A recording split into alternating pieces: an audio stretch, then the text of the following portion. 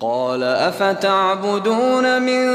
دون الله ما لا ينفعكم شيئا ولا يضركم أف لكم ولما تعبدون من دون الله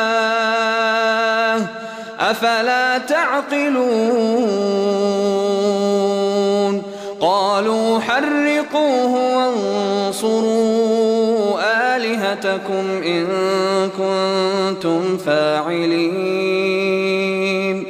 قلنا يا نار كوني بردا وسلاما على إبراهيم وأرادوا به كيدا فجعلناهم الأخسرين